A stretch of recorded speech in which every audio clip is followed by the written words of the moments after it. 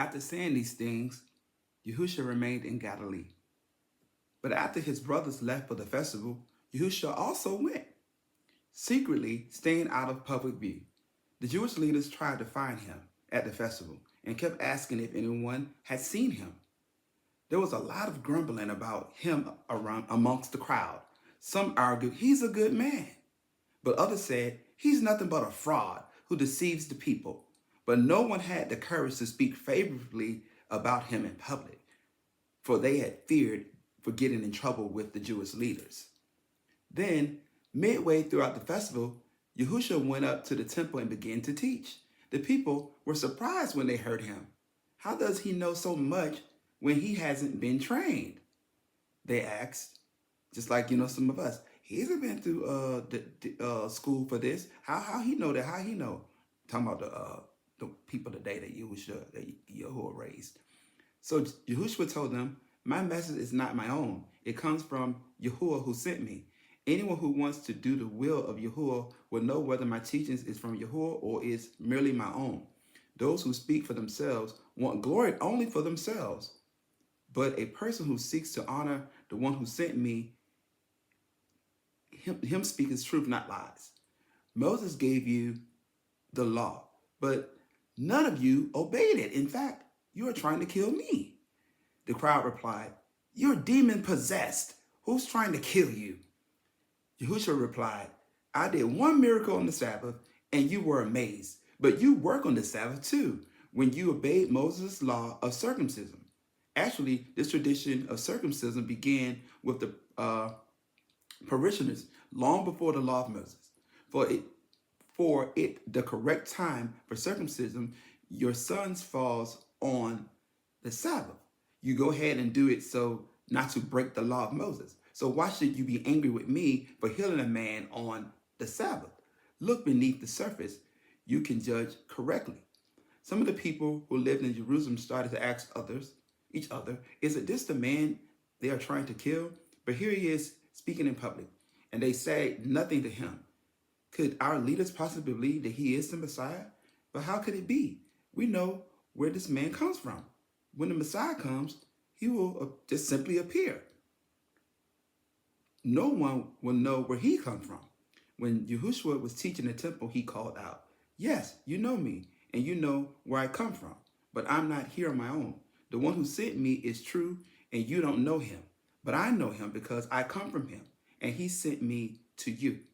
Then the leaders tried to arrest him, but no one laid a hand on him because his time had yet come.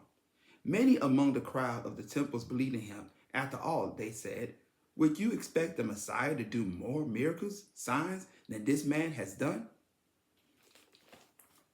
Yeah. So you have the believers or the Christians of today, a lot of them, and they see people like us. Yahushua, he raised up, brought people out of homosexuality, people that were once gang members, people that was prostitutes, people that was murderers, people that was drug addicts, the people that the world looked down on, they're the least of people. These are the persons that in these last days that Yahuwah is using to spread the gospel. They worshiping the Most High in spirit and in truth, but they're not being received by the so-called religious people because, why would Yahuwah use him and not me? Why would clearly the Most High won't use him? They say God, they're not receptive. It's the same thing, y'all. It's like it's the religious people of today.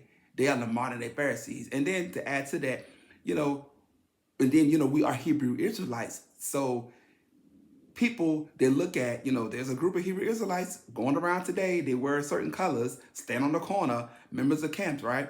And then they think about the Hebrew Israelites back in the day, in the biblical times, and they see us that has been raised up. So these different groups give us, the chosen, the prophets that have been raised up in the last days, a bad rep.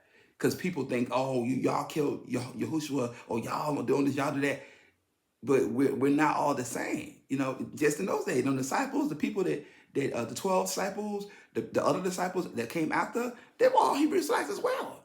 Christianity was not a thing then. It was not a religion. It was not none of that. So who do you think was the followers of the Most High? Who do you think was keeping the laws, the Torah? Who you think Yahushua was? These was Jews. These were Hebrew Israelites. All right, get it together. All right.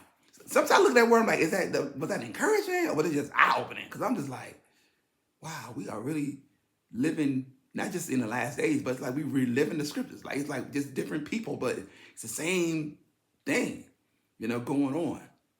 All right, yeah. So, and it's like our fight. It's not with the unbelievers and stuff. It's with the religious people. It's with people. That's what it is with them.